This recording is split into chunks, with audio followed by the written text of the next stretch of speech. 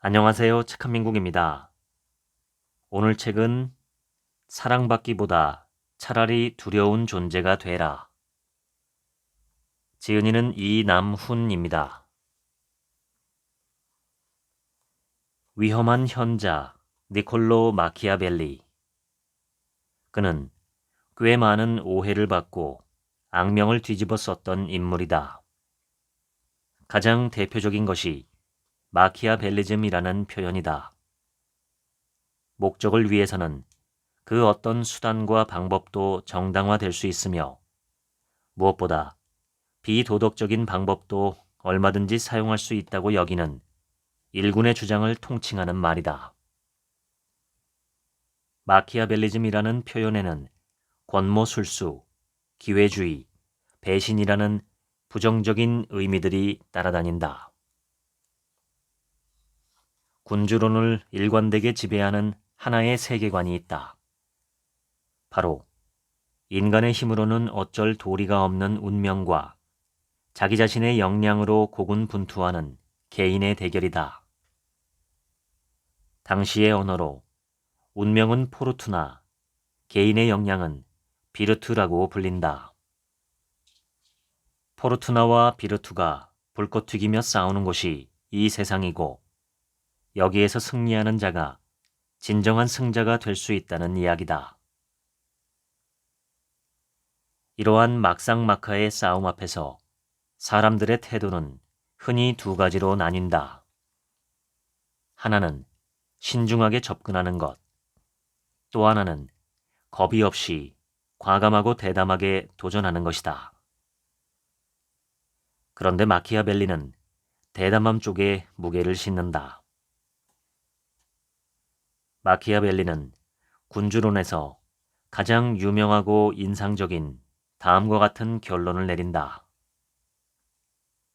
나는 신중한 것보다는 대담한 것이 더 좋다고 분명히 생각한다. 왜냐하면 운명은 여성이고 만약 당신이 그 여성을 손아귀에 넣고 싶어 한다면 그녀를 거칠게 다루는 것이 필요하기 때문이다. 그녀가 냉정하고 계산적인 사람보다는 과감성 있게 행동하는 사람에게 더욱 매력을 느낀다는 것은 명백하다. 오늘날 이 문구는 꽤나 문제적인 발언으로 읽힐 소지가 다분하다. 누군가는 마초적이라고 문제 삼았고 심지어 성도착적 성향이 엿보인다고 평하기도 했다. 하지만 이는 완전히 빗나간 해석이라고 봐야 한다. 운명을 여성에 비유하는 것은 고대 그리스 시대로 거슬러 올라가고 비루투나는 많은 문헌에서 언제나 여성의 모습으로 그려져 왔다. 운명의 여신은 너무도 거칠고 압도적인 힘을 가지고 있어서 개인이 그에 대항하기는 상당히 역부족이었다. 따라서 여기에서는 남성이냐 여성이냐 하는 성적 정체성은 의미가 없다고 봐야 한다. 우리가 주목해야 하는 것은 그토록 거칠고 압도적인 운명의 여신인 포르투나를 다루기 위해서는 대담하고 과감한 전략으로 무장해야 한다는 점이다.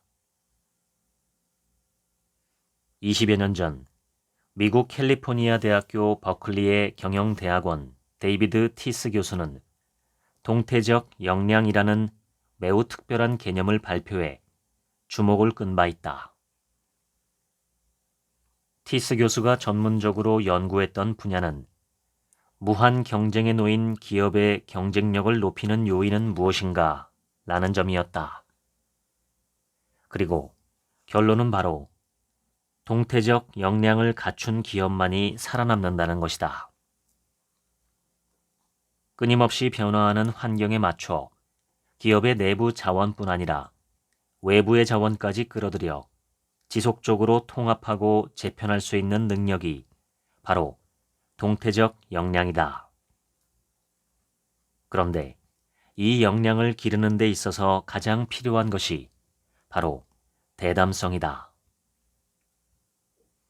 실패를 두려워하기보다 대담하게 실행하고 설사 실패하더라도 끝내 개선 방안을 찾아내어 또다시 부딪히고 시도하는 것. 그럼으로써 늘 경쟁자보다 한 발 앞서 나갈 수 있는 힘이 바로 대담성이다. 애플이나 구글, 테슬라처럼 시대의 획을 그은 기업들은 모두 미쳤다고 할 정도로 대담한 길을 걸어왔다. 이는 개인의 삶에도 그대로 적용된다. 소위 겁을 상실한 상태가 되지 않으면 사람은 변화와 도전 앞에서 망설일 수밖에 없다. 대담성을 매우 중요하게 생각했던 또 하나의 인물은 바로 나폴레옹 시대의 탁월한 전략가이자 군사 이론서의 영원한 고전으로 통하는 전쟁론을 집필한 칼 폰 클라우제비츠이다.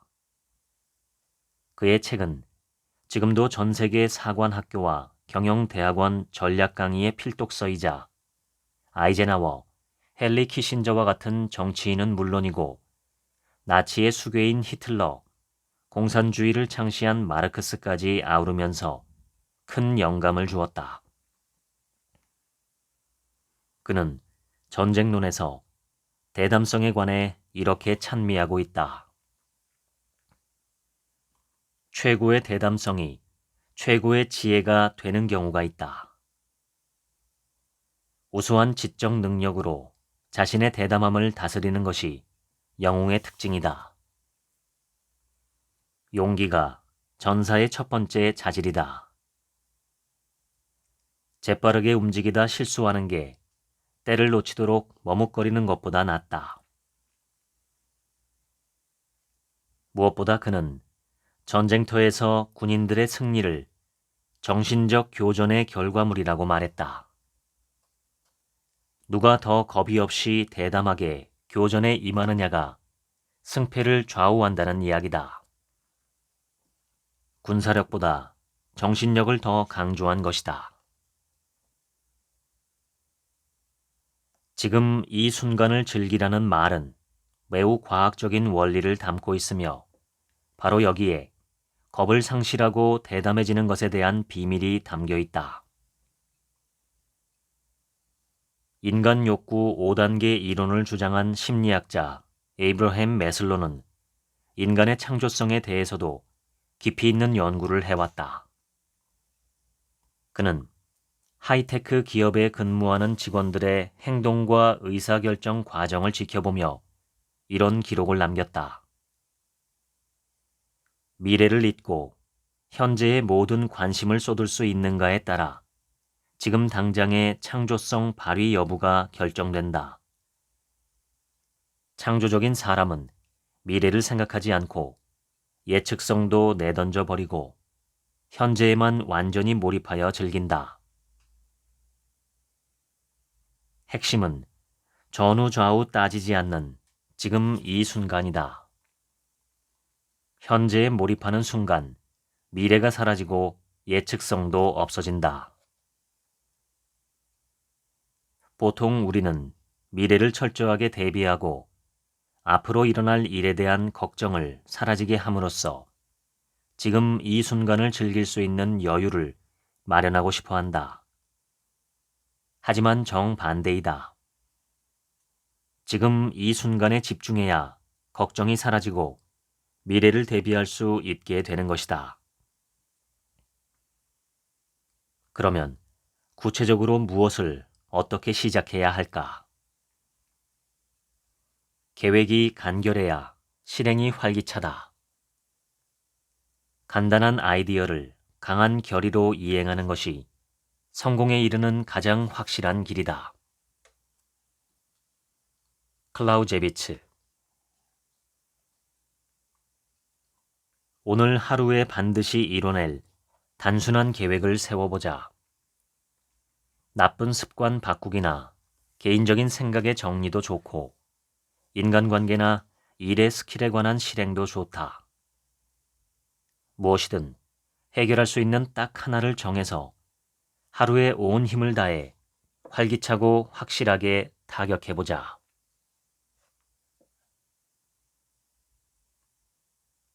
진화의 역사에서 인간이 이분법에 익숙해진 것은 충분한 이유가 있었다. 원시시대의 인간은 매우 빠르게 자신의 생명이 위협받는 상황인지 아니면 안전한 상황인지를 판단해야 했다. 숲속에서 주변의 나뭇잎이 바스럭거리는 소리만으로도 맹수의 출현을 판단해야 했다. 이때 중간지대의 애매모호함은 의미가 없다.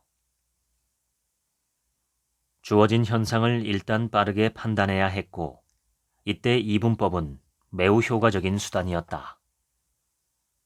문제는 이러한 이분법에 의한 판단이 가치의 영역으로 진입했을 때이다. 사실 가치의 세계란 스펙트럼이 매우 다양해서 그것을 단칼에 잘라 이해하는 것은 오히려 불합리할 때가 많다. 결국 이분법이란 다양한 가치들이 희생되거나 사라져버린 결과라고 할 수 있다. 부정적인 것이라고 분류되면 그 안에 남아있던 다른 모든 긍정적인 것들마저 희생되고, 긍정적인 것이라고 분류되면 그 안에 있던 다른 모든 부정적인 것들이 희석되는 것이다.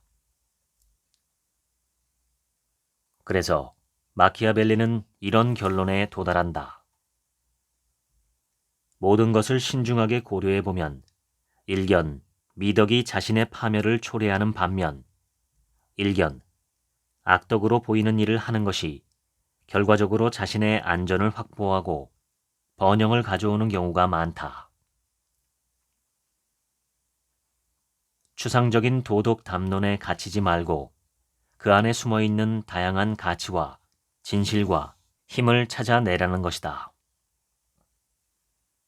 사물과 현상에 덧씌어져 있는 일방적인 규정과 이분법의 껍질을 벗겨내면 그 안에서 살아 숨쉬는 풍부한 현실이 꿈틀거리는 것을 볼 수 있다. 세상의 모든 부정적인 것은 긍정적으로 변할 수 있으며 모든 긍정적인 것 안에서 부정적인 것을 발견할 수 있다. 제레미 벤담과 스튜어트 밀은 최대 다수의 최대 행복을 내세우면서 행복은 선이고 고통은 악이다라고 규정했고, 이는 근대 시민사회의 윤리적 기준이 되었다. 그러나 행복에만 매몰되어 있으면 고통이 주는 힘과 에너지를 제대로 보기 힘들 수 있다. 관점을 달리하면 우리가 심리적, 정신적 고통이라고 느끼는 것의 대부분은 변화가 시작된다는 징후이다.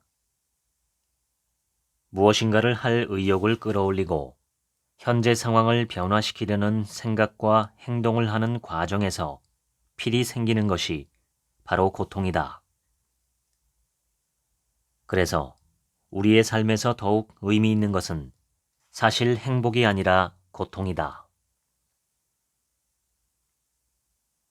변화와 개혁은 고통을 수반하기 마련이고, 도전적인 사람일수록, 뭔가 새로운 꿈을 꾸는 사람들일수록 더 고통과 가까워질 수 있음을 의미한다. 어떠한 변화든지 의례 새로운 변화는 화근을 초래한다.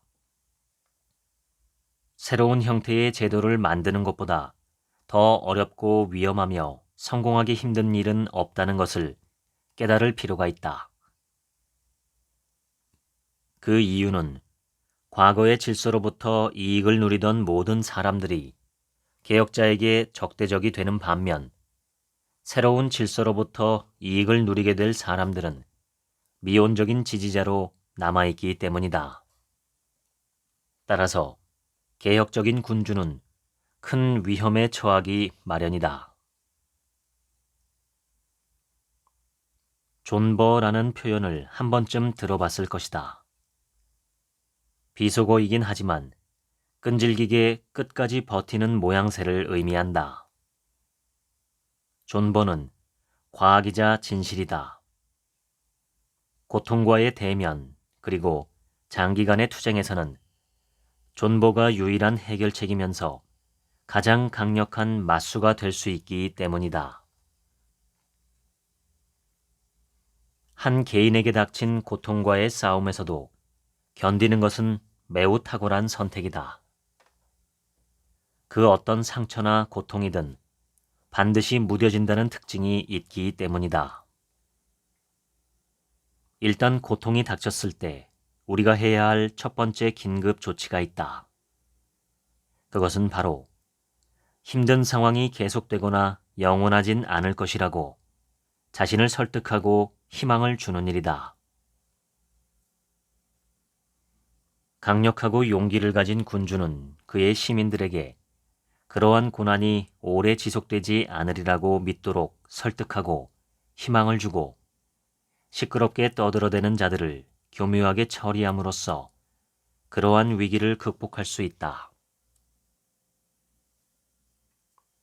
이러한 방법을 개인의 차원으로 바꿔본다면 힘든 상황일수록 자신의 내면을 다스리고 현재의 고난이 오래가지 않을 것이라는 희망을 주입하며 마침내 이 순간을 이겨내면 반드시 발전할 수 있다는 의지를 다지는 일이다.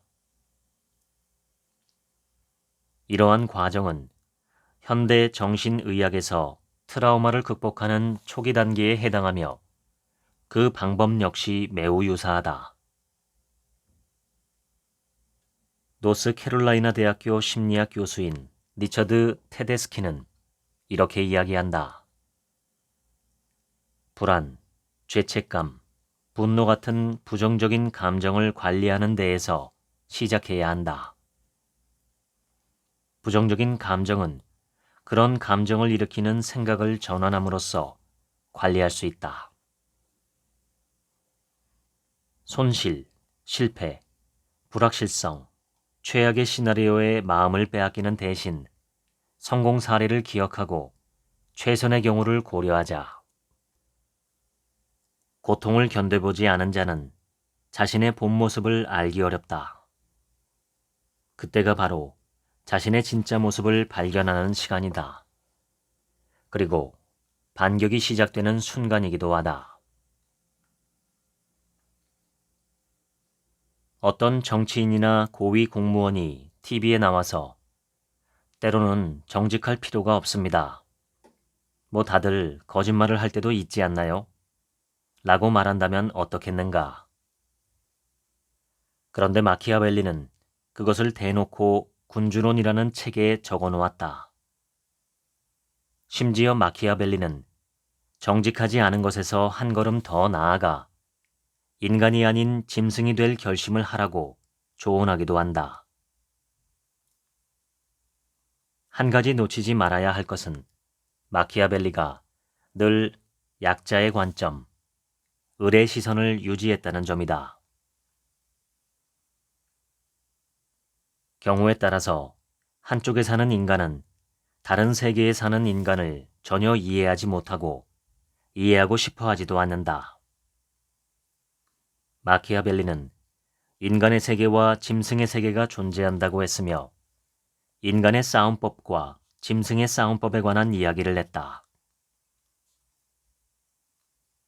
이 짐승의 세계에는 신의와 믿음 따위는 존재하지 않으며 기만이 난무하는 곳이다. 싸움에는 두 가지 방법이 있다. 하나는 법에 의지하는 것이고 다른 하나는 힘에 의지하는 것이다. 첫째 방법은 인간에게 합당한 것이고 둘째 방법은 짐승에게 합당한 것이다. 군주는 모름지기 짐승의 방법과 인간의 방법을 모두 이용할 줄 알아야 한다. 현명한 군주는 신의를 지키는 것이 자신에게 불리할 때, 그리고 약속을 맺은 이유가 사라졌을 때는 약속을 지킬 수 없으며 또 지켜서도 안 된다. 인간은 사악하고 군주인 당신과 맺은 약속을 지키려고 하지 않기 때문에 당신 자신과 그들이 맺은 약속에 구속되어서는 안 된다. 마키아벨리의 또 다른 저서인 로마사 논고에서는 이렇게 말한다. 대중의 습성은 얼이 빠진 짐승과도 같다. 사나운 본성을 지니고 숲에서 태어났음에도 불구하고 오랫동안 사육장 속에 갇혀 노예처럼 사육되고 있다가 뜻밖의 자유로워져서 들판에 방목되면 어리둥절해버린다. 먹잇감이 어디에 있는지, 보금자리가 어디에 있는지 혼란스러워하다가 결국 다른 짐승의 먹잇감이 되어버린다. 타인의 명령 하에 사는데 익숙해진 대중은 바로 그와 같은 처지가 되는 것이다. 장자크 루소는 군주론에 대해 이렇게 평가했다. 마키아벨리는 군주에게 가르침을 주는 듯이 꾸미면서 실은 군중들에게 위대한 교훈을 주었다. 사실 마키아벨리는 교황과 귀족의 폭정을 대체할 수 있는 유일한 대안을 군주와 시민의 연합체로 보았다. 그럼에도 불구하고 시민들을 짐승처럼 폄하한 이유는 어쩌면 간절히 바라는 무언가가 있기 때문은 아니었을까? 누군가에 대한 관심과 열망이 클수록 우리는 더 독하게 상대를 몰아세우며 절실하게 변화를 촉구하기도 한다. 노예의 상태를 철학적 주제로 끌어올리며 맹렬하게 비판했던 인물은 바로 독일 철학자 프리드리히 니체였다. 그는 주인의 도덕과 노예의 도덕이 있다고 말한다. 그가 말하는 노예의 도덕은 늘 순종적으로 주인에게 복종하고 주어진 질서에 순응하며 스스로 무언가를 결정하거나 인간 특유의 창조성을 지니지 못한다고 말한다. 마키아벨리가 말한 노예적 습성을 가진 군중의 모습과 크게 다르지 않다. 그런데 니체는 여기에 한 가지를 더 지적한다. 바로 노예가 가지는 특유의 생각과 그로 인한 감정의 상태이다. 의혹, 저주, 회의, 불신, 의심. 니체는 이러한 노예적 감정의 총체들을 르상티망이라고 불렀다. 권력자에 대한 공포심 안에서 질투를 하고 열등감을 느끼며 복수심을 키워가는 심리이다. 마키아벨리는 고대 그리스 신화에 등장했던 많은 군주들이 반은 인간이고 반은 짐승의 모습을 지닌 케이론에게 교육받았음을 언급하며 그 의미를 이렇게 해석하고 있다. 고대의 군주들이 반인 반수를 스승으로 섬겼다는 것은 군주가 이러한 양면적인 본성의 사용법을 알 필요가 있다는 점을, 그중 어느 한쪽이 결여되면 그 지위를 오래 보존할 수 없다는 점을 의미한다. 혹시 지금 재난의 장벽 앞에 서 있다면 그것은 오히려 희망이다. 드디어 노예에서 주인으로 나아갈 수 있는 기회가 생긴 것이다. 나의 노예적 습성을 직시할 수 있고 그 벽을 성공적으로 넘어서고 나면 다시는 퇴행하지 않을 수 있는 성숙한 인간이 될 수 있다. 진정한 인간의 길은 그때 비로소 걸어갈 수 있을 것이다. 인간의 악한 본성을 냉혹하게 직시하라. 일상적인 관계에서나 성공을 향해 나아가는 길에서 우리를 가장 아프게 하는 것은 믿었던 사람들의 배신, 변심, 변덕이다. 이에 대해 마키아벨리는 두 가지 대안을 이야기한다. 첫째는 인간은 원래 변덕스러운 존재라는 사실을 가슴에 새기라는 점이다. 두 번째로 이러한 배신은 인간 개개인의 도덕성이나 윤리적 결심에 의해서 자제되지 않으니 차라리 그것을 능동적으로 관리하는 것이 더 낫다는 대안이다. 병에 걸리고 난 후의 치료보다는 병에 걸리기 전에 백신을 놓아서 오히려 배신자들이 스스로 사전에 제어할 수 있도록 만들라는 이야기다. 우리가 배신을 미리 상상하기 힘든 이유는 배신자들이 매우 교묘하게 그것을 은폐하기 때문이다. 2015년 미국 코넬 대학교, 메릴랜드 대학교, 콜로라도 대학교의 공동 연구팀은 배신을 앞둔 사람들이 사용하는 미묘한 언어의 패턴을 발견했다. 그 결과는 과도하게 예의 바른 표현을 지속하는 사람일수록 배신 가능성이 더욱 높다는 것이다. 이 연구 결과에 따르면 굳이 그럴 필요가 없음에도 불구하고 스스로를 매우 정중하게 보이려고 애쓰는 사람일수록 배신의 기회를 노리고 있다고 볼 수 있다. 또한 연구팀은 배신자가 앞으로의 계획과 관련한 어휘를 상대적으로 적게 사용한다는 사실도 알아낼 수 있었다. 배신자는 배신이 나쁜 짓이라는 사실을 알고 있을까? 놀랍게도 그렇지 않을 가능성이 매우 크다. 배신자 스스로가 자신에게도 속고 있기 때문이다. 미국에서 진화심리학의 초석을 만든 생물학자로 인정받는 럿거스 대학교 인류학과 로버트 트리버스 교수는 자기 기만, 타인 기만의 맥락을 이렇게 설명한다. 자기 기만은 내가 나를 속이는 것이다. 진실된 정보는 무의식적 마음에 저장되고 거짓이 의식적인 마음에 저장된다.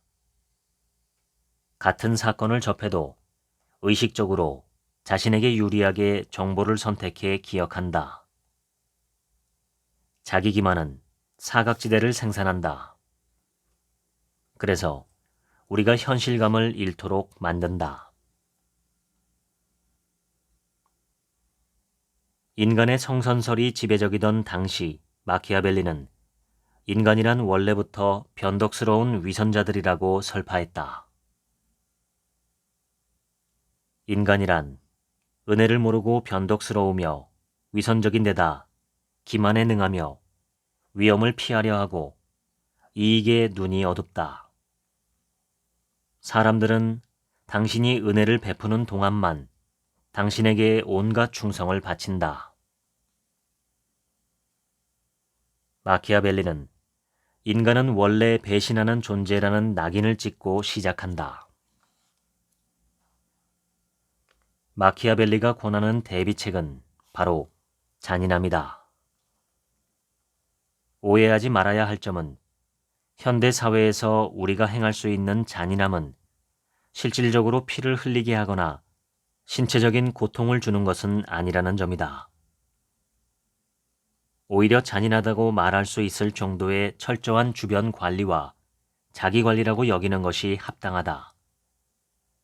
결코 쉬운 사람으로 보이지 않아야만 한다.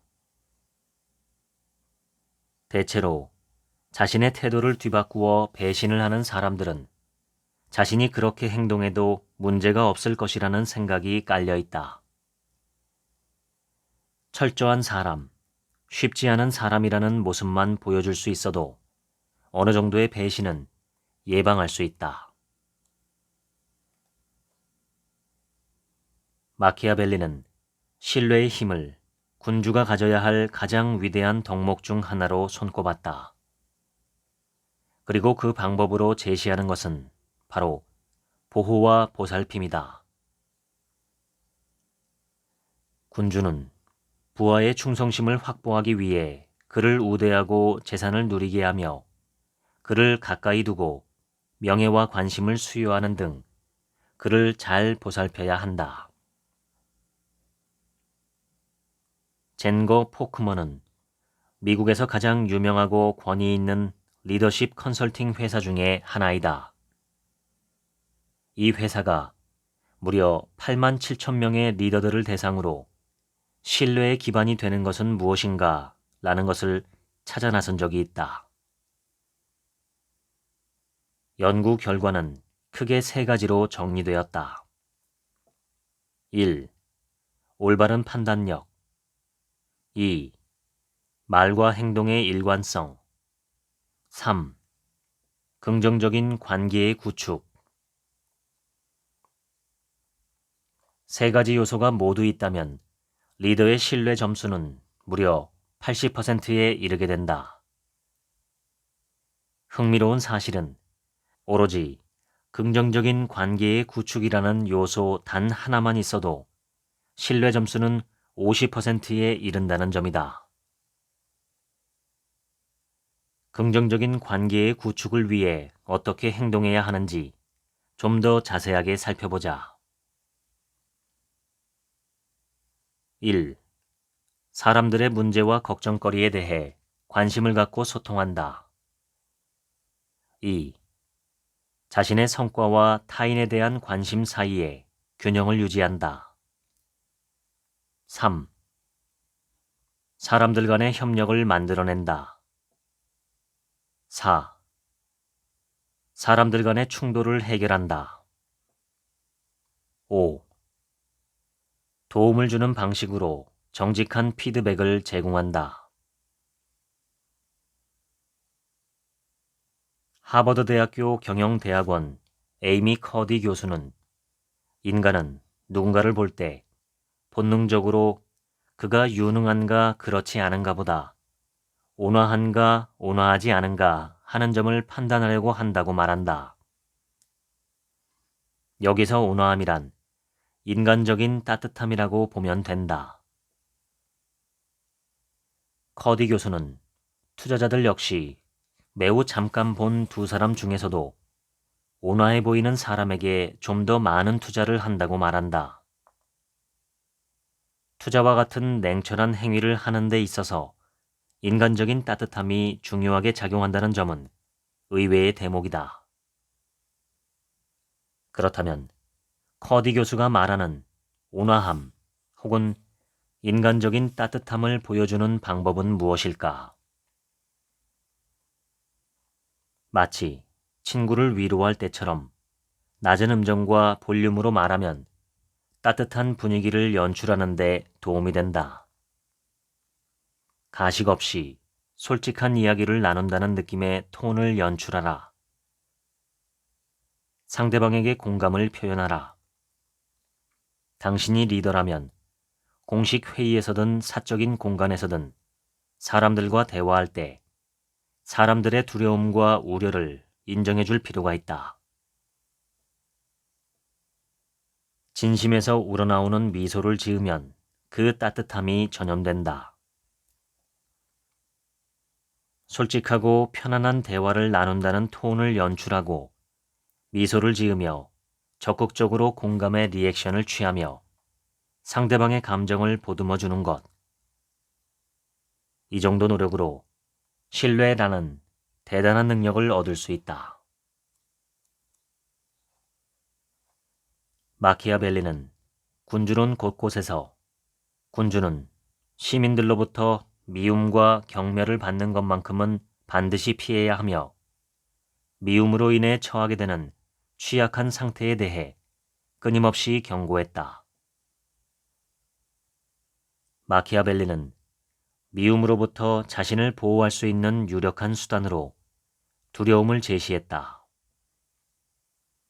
미움을 받기보다는 차라리 타인들로부터 두려움의 대상이 되는 게 훨씬 안전하고 현명하다는 이야기다. 단, 이때의 두려움은 누군가에게 위력을 행사하거나 공포, 불안에 빠뜨리라는 이야기가 아니다. 그보다는 오히려 존경에 더 가깝다. 인간은 사랑을 베푸는 자를 해칠 때보다는 두려움을 불러일으키는 자를 해칠 때 더 주저하게 된다. 왜냐하면 사랑이란 일종의 감사의 관계에 의해서 유지되는데 인간은 악하기 때문에 자신의 이익을 취할 기회가 생기면 언제나 그 감사의 상호관계를 팽개쳐 버리기 때문이다. 그러나 두려움은 항상 효과적인 처벌이 되며 공포를 잘 유지할 수 있다. 그리고 실패하는 경우가 거의 없다. 오늘날 필요한 두려움이란 리스펙트, 즉 존경에 좀 더 가깝다고 할 수 있다.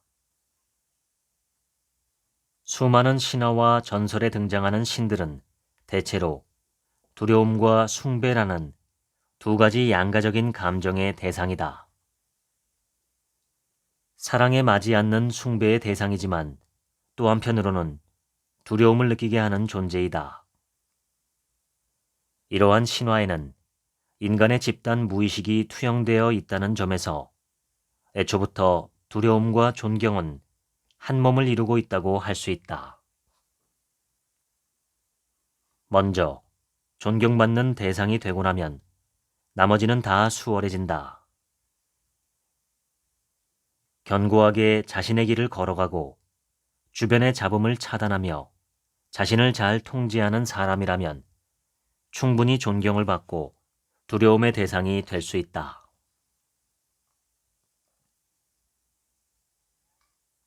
지나치게 타인의 마음과 시선을 의식하고 그것에 과도하게 몰입하면 정작 자기 자신을 돌보지 못하는 상황에 처할 수도 있다. 프랑스 철학자 장폴 사르트르는 이러한 상태를 지옥, 그것은 타인들이다 라는 말로 표현한 바 있다. 타인들 자체가 지옥이라는 의미가 아니라 타인들이 우리를 판단하는 잣대로 자기 자신을 판단하는 것, 그것이 바로 지옥이라는 의미이다. 무작정 자신을 사랑해야만 한다. 아무런 이유도 찾지 말고 결과도 예측하지 않아야 성공할 수 있다. 타인의 관점으로 나를 판단하는 그 지옥에서 탈출하는 길에서 다른 비상구는 존재할 수 없다. 마키아벨리는 필요에 따라서 자신의 감정을 얼마든지 조절할 수 있어야 한다고 말한다. 설사 거슬리는 진실을 듣더라도 화내지 말고 참을성 있게 대처해야 한다. 군주는 주변 사람에게 정보와 의견을 구하고 자신이 제기한 사안에 대한 솔직한 견해에 참을성 있게 귀를 기울이는 자세가 되어 있어야 한다. 그래서 내면의 관리는 아무리 강조해도 지나치지 않다. 하버드 경영대학원 테레사 아마빌레 교수는 45년간 창의성과 혁신의 분야에서 많은 성과를 이뤄낸 인물이다. 미국의 여러 권위 있는 학회에서 우수 학자상과 평생 공로상을 받기도 했다. 그런 그녀가 직장 생활의 내면 상태에 관한 연구를 한 적이 있다. 연구 대상은 총 7개 기업의 신사업팀에서 근무하는 238명의 직원들이었다. 아마빌레 교수는 그들이 매일 쓴 1만 2천 개의 일기를 통해 직장에서 어떤 일이 있었으며 그로 인해 내면이 어떻게 형성되어 가고 또 그것이 일에 어떤 영향을 끼쳤는지를 연구했다. 그 결과 내면 상태가 긍정적일 때는 일이 잘 진전된 반면 그렇지 않을 때는 일의 진척도도 현저하게 떨어지는 것이 확인됐다. 여기서 내면의 상태가 긍정적이라는 의미는 자신이 하는 일의 의미를 알고 자신은 그 일을 잘 해낼 수 있다는 자신감이 있어서 밝고 흔쾌한 상태의 마음이다. 그런데 여기에서 중요한 것은 무엇이 그러한 긍정적인 내면을 만드는가 하는 점이었다. 그녀의 결론은 작은 성공이었다. 이 작은 성공은 일을 많이 하거나 거대한 일을 통해서 성취되는 것이 아니다. 말 그대로 남들이 볼 때는 사소한 것처럼 보일 수 있어도 본인에게는 만족과 성취를 주어 큰 의미로 작용하는 것을 말한다. 작은 성공들이 모여 긍정적인 내면을 만들어내는 것이다. 마키아벨리와 파울로 코엘료 그리고 맹자는 한결같이 운명의 여신, 만물의 정기, 하늘이라는 존재를 통해서 인간의 내면이 더욱 강하게 단련된다는 점을 강조했다. 세상에 나가서 직접 부딪혀보고 배우는 시간들, 계속되는 단련의 현장에서 비로소 내면의 힘도 더욱 강해지는 것이다. 마음은 세상과 멀리 떨어진 고요한 곳에서 저 홀로 그냥 단단해지는 것이 아니다. 현대 경영학의 대가로 불리는 톰 피터스는 두 사람이 업무에 대해 항상 같은 의견을 가지고 있다면 그중 한 사람은 불필요한 사람이다 라고 이야기했다. 더 나아가 갈등이 없는 조직은 죽은 조직이다 라고까지 말했다. 일본의 자동차 회사 닛산의 디자인 센터에서는 갈등을 최대치로 활용한 경영 전략을 구사하기도 했다. 그들은 상반된 2인조라는 개념을 통해 전혀 생각이 다른 두 명을 한 팀에 있게 하고 디자인 업무를 진행하게 했다. 수많은 갈등이 있었지만 매우 탁월한 디자인을 발표하며 세계인을 매료시킬 수 있었다. 군주론에는 딱히 해결 방법이 떠오르지 않는 애매한 갈등에 대처하는 방법에 대한 언급도 있다. 그것은 바로 시간 끌기라는 전략이다.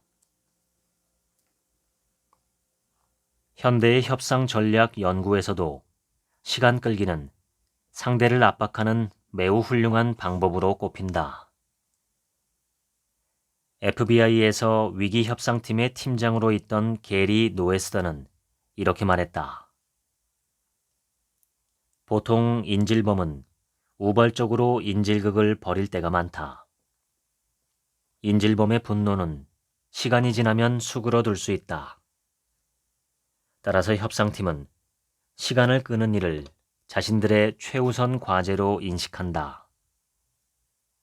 시간 지연은 각 참가자가 화를 사귀고 더 건설적인 방법을 찾게 하는 유용한 도구다. 군주론의 핵심 개념 가운데 하나인 프루덴차는 시대와 상황의 변화를 알아챌 수 있게 하는 인식 능력을 일컫는 말로 그때그때 새로운 목표의 달성을 가능하게 하는 실천적인 지혜를 의미한다.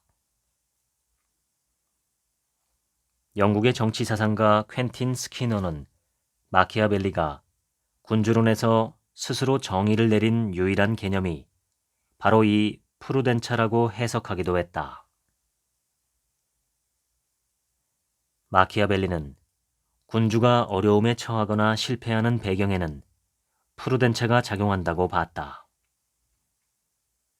아무리 군주 개인의 역량이 뛰어나다고 해도 시대와 상황에 의해 그의 목표는 좌절될 수 있다는 이야기다.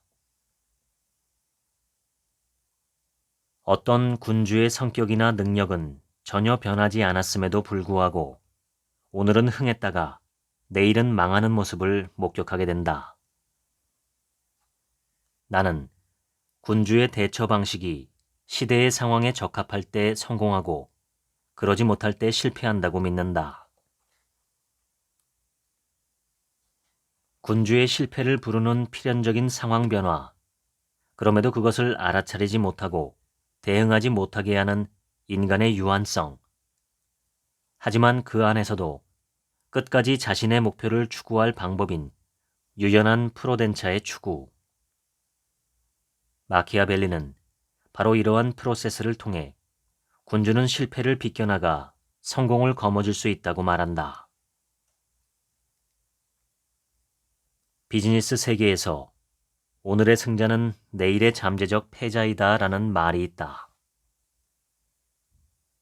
운명은 가변적인데 인간은 유연성을 결여하고 자신의 방식을 고집한다.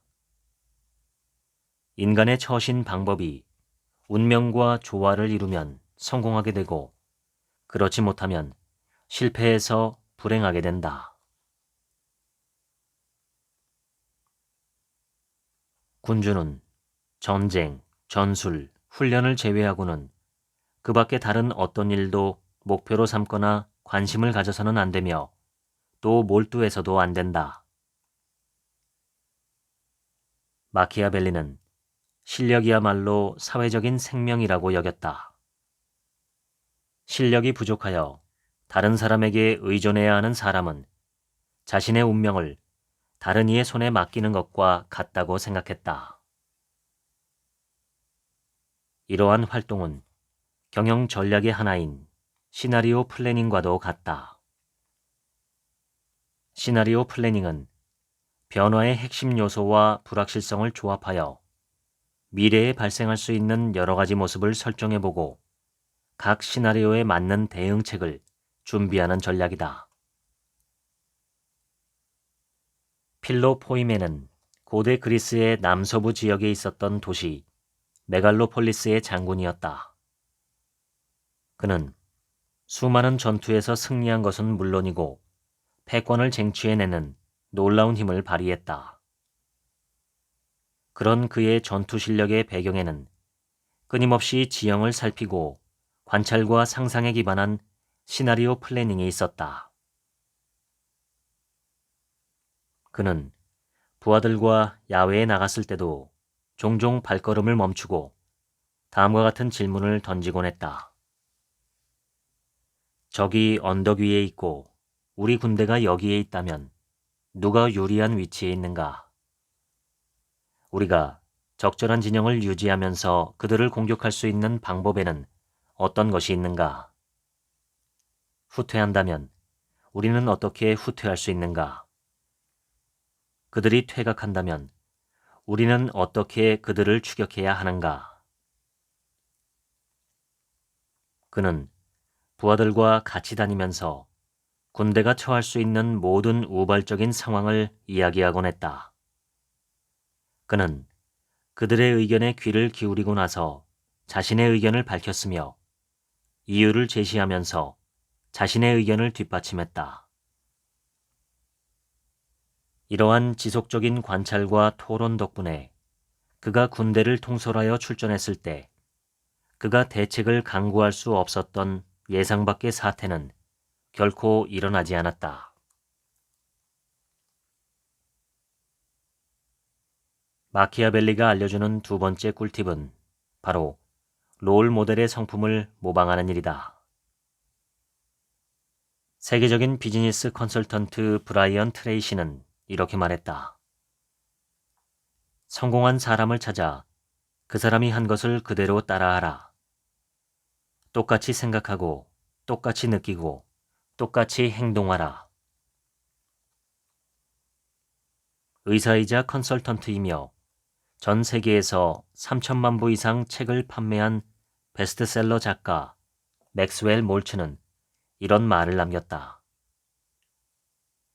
한 사람을 정해 한 달간 철저히 연구하라. 그 사람이 생각하는 방법에 너무나 익숙해져서 마치 그 사람과 마주 앉아 솔직한 충고와 지도를 해달라고 요청할 수 있을 정도라고 느낄 수 있을 만큼 말이다.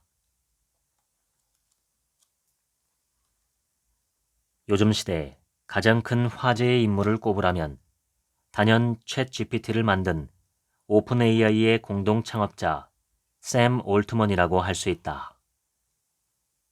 그는 한때 오픈 AI 이사회에 의해서 해고되었다가 마이크로소프트사에 고용된 적이 있다. 그러다가 다시 며칠 만에 복귀하는 해프닝이 있었다.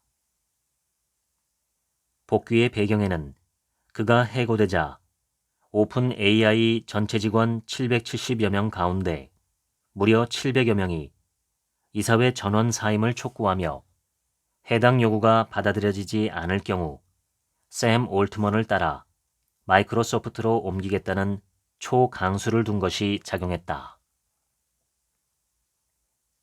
전 직원의 90%가 리더를 따라 사직하는 일이 과연 있을 수 있을까?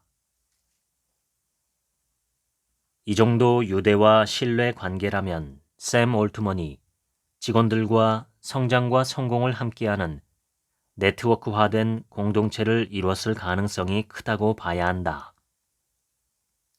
과연 이런 공동체는 어떻게 만들어지고 유지되는 걸까? 올트먼은 자신의 블로그에 성공하는 방법이라는 글을 올리며 그 구체적인 내용을 밝힌 바 있다. 네트워크를 구축하는 가장 좋은 방법 중 하나는 함께 일하는 사람들을 진심으로 돌본다는 평판을 쌓는 것이다. 그리고 사람들의 장점을 적극적으로 널리 알려라. 그러면 당신에게 10배로 돌아올 것이다. 내가 다른 사람을 위해 무엇을 할 수 있는지를 고민해야 하며 사람들이 자신을 지지할 수 있도록 만들어야 한다. 혼자 성공하는 시대는 지났다. 파트너 선택의 최적의 조합은 간절함 더하기 다양성이라는 것을 기억해 두자. 여기서 우리가 빠질 수 있는 함정 하나가 있다. 그것은 바로 과거에 함께했던 사람들을 소환하고 싶은 유혹이다. 과거, 조금이라도 부정적인 기억이 있는 사람은 반드시 피해야 한다.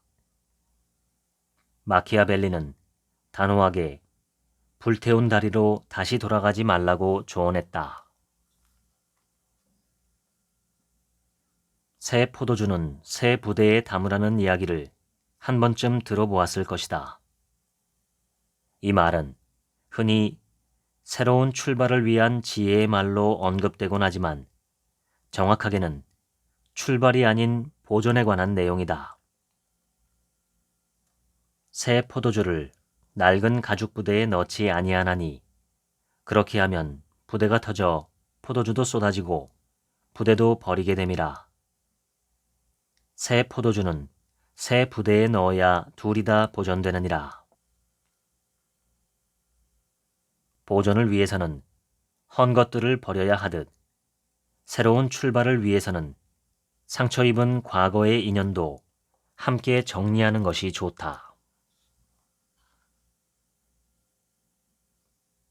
이제 새로운 리더십의 과제는 협업을 잘 이끄는 것이 되었다. 구글의 채용 담당 순일 찬드라 부사장은 구글 개발자 회의에서 구글이 원하는 인재의 조건은 다른 사람과 협업하면서 능동적으로 문제를 해결하는 사람이다 라고 선언한 바 있다. 마키아벨리는 시민들의 지지와 호의를 등에 업고 그들과 협업해야 한다고 생각했고 그것을 이루기 위해서 꼭 필요한 것을 제시했다. 그것이 바로 자유와 행복이다. 마키아벨리는 인간이란 부모의 죽음은 쉽게 잊어도 재산의 상실은 좀처럼 잊지 못한다 라고 말하며 그들의 재산이 절대적으로 지켜질 수 있도록 온갖 노력을 다하라고 권고하기도 했다. 심지어 마키아벨리는 시민의 기본적인 속성을 자유로 파악하기도 한다. 시민은 귀족에게 지배당하거나 억압당하는 것을 원하지 않는데 귀족은 시민을 억압하려고 하기 때문에 끊임없는 갈등이 유발된다라고 말한다. 오히려 시민의 자유를 지켜주고 그로부터 호의와 지지를 이끌어내야만 군주가 성공의 길에 이를 수 있다고 강조한다. 결국 우리에게 필요한 리더십은 매우 분명하다. 나와 함께하는 사람의 자유와 행복을 가치로 삼고 서로 협력하는 관계를 만들어 나가는 것이다.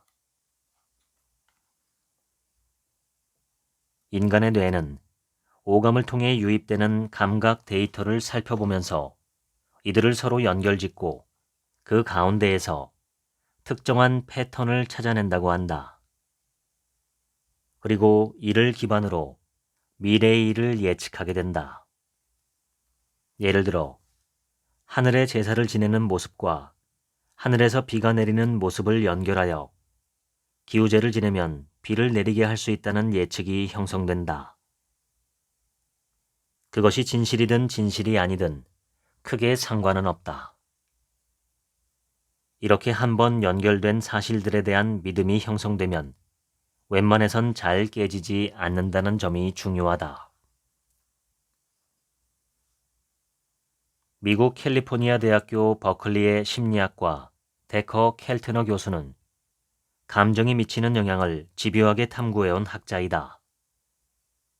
그는 최근 저서 경외감에서 사람은 언제 감동을 느끼는가에 대한 내용을 밝혔다.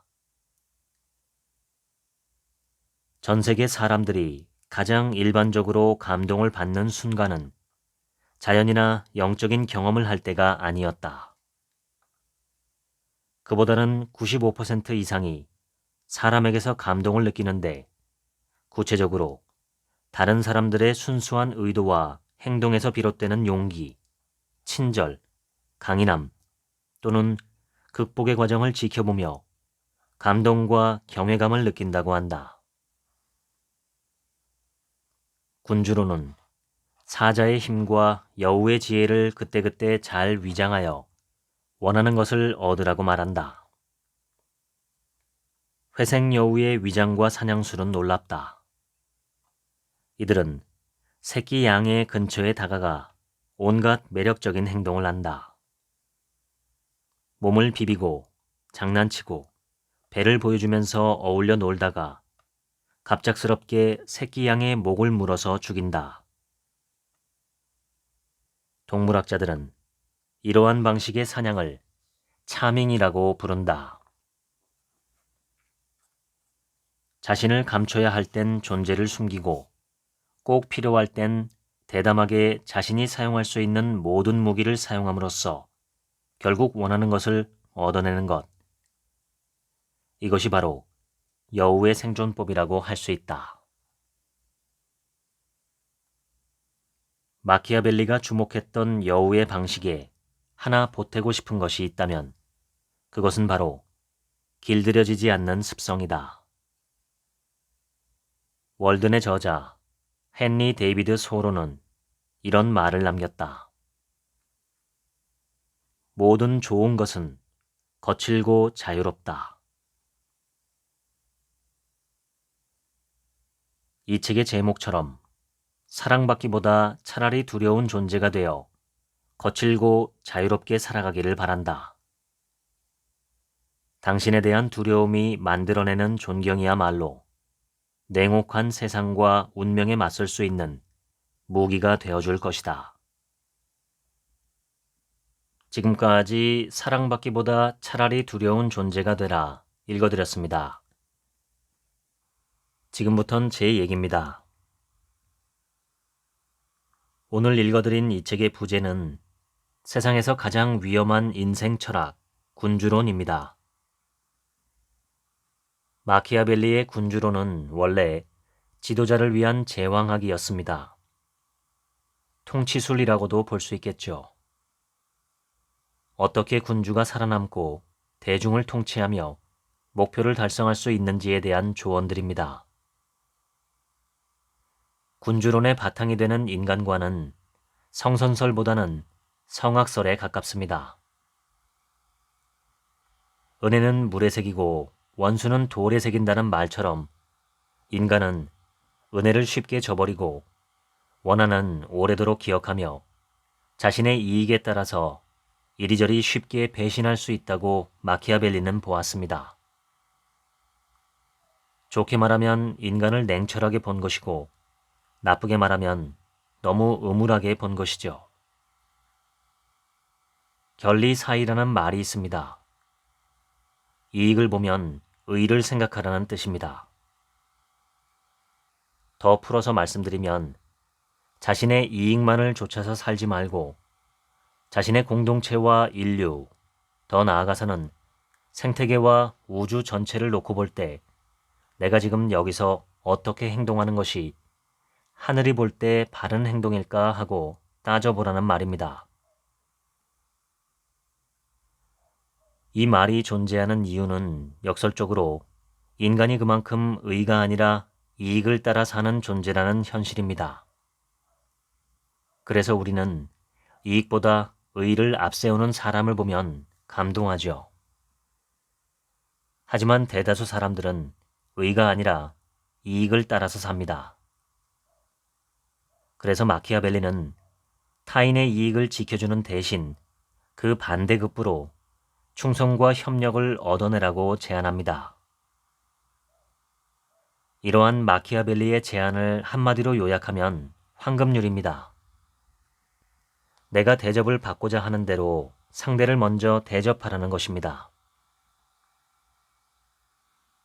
사람들 중에는 아무리 좋은 대접을 받아도 그것을 상대에게 되돌려줄 생각을 하지 못하는 사람도 있지만 절대다수의 사람들은 좋은 대접을 받으면 그와 마찬가지로 상대를 좋게 대접하려는 경향이 있습니다. 과거든 현재든 인생을 잘 살기 위해서는 다른 사람들과의 협력이 중요합니다. 도움을 주고받는 것이 꼭 필요합니다. 그런데 먼저 은혜를 베푸는, 즉 기버가 되면 그만큼 많은 것을 받을 가능성도 높아지게 되지요. 이때 나르시시스트나 사이코패스 같은 멀리해야 할 사람을 걸러내는 일은 매우 중요합니다. 이들의 특징은 자기만 알고 자기만 위하며 타인에 대해서는 별로 관심이 없다는 것입니다. 전체 인구의 4%가 그러하다고 하죠. 다시 말해서 내가 만나는 25명 중에 1명은 그런 사람이라는 것입니다. 50명 정도가 모이면 그 중에 한두 명은 나르시시스트나 사이코패스, 소시오패스일 가능성이 있습니다. 이런 사람들과 엮이지 않는 것이 매우 중요합니다. 한번 엮이면 벗어나기가 매우 어렵기 때문입니다. 그 외의 사람들에 대해서는 마키아벨리의 제안대로 그들이 필요한 것을 채워주고 그들의 자유와 행복을 도와주는 행동이 나의 성공적인 인생을 위해서 유리합니다. 오늘 책의 제목은 사랑받기보다 차라리 두려운 존재가 되라는 것입니다. 사람의 사랑은 너무나 쉽게 변하기 때문에 사랑에 기대하지 말고 차라리 그들에게 두려움, 즉 경외의 대상이 되는 것이 좋다는 뜻입니다. 경외라는 말은 존경한다는 뜻과 두려워한다는 뜻이 함께 있습니다. 경외라는 말 자체가 보통 신에 대해서만 쓰입니다. 그 정도로 도달하기 어려운 지점이죠. 만화, 송곳에 이런 대사가 나옵니다. 인간에 대한 존중은 두려움에서 나오는 것이다. 만약 내가 무슨 짓을 해도 상대가 내게 어떠한 반격이나 해를 끼칠 수 없는 존재라면 인간은 정말 극도로 악한 행동도 할 수 있습니다. 하지만 상대도 나와 같은 인간이기 때문에 복수할 수 있다는 사실을 기억한다면 아주 어리석은 사람이 아닌 이상 누구나 자신의 욕심을 누그러뜨리고 어느 정도 상대를 존중하게 됩니다. 심지어 북한의 김정은도 자신을 해칠 수 있는 군부 세력에 대해서는 최고의 대우를 해주죠. 두려운 마음이 있기 때문에 존중하는 것입니다. 고대 신화에 나오는 신은 모두 경외의 대상이었습니다. 사람들은 신들을 존중하고 존경하며 동시에 두려워했습니다.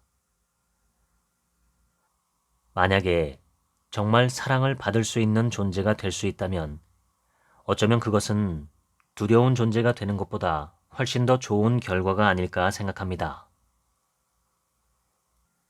사랑을 받는 존재가 되기 어려운 것이지 사랑을 받는 존재보다 두려움을 주는 존재가 되는 것이 더 낫다는 뜻은 아니라고 생각합니다.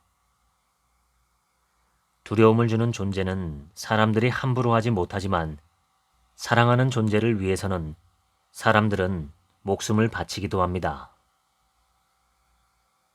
이 방송을 들으시는 당신께서도 가족과 지인, 타인들로부터 존경과 두려움을 받으며 사시면 좋겠습니다. 더 나아가서 사랑을 받는 존재가 되시면 더 좋겠습니다. 사랑을 받는 존재가 되는 방법은 먼저 사랑을 주는 존재가 되는 것입니다. 사랑을 주는 사람이 받는 사람보다 훨씬 더 행복합니다. 그리고 자기를 지키는 방법으로 오늘 소개한 이 책과 군주론 읽어보시기를 추천합니다. 지금까지 책 한 민국의 하루치 생각이었습니다. 감사합니다.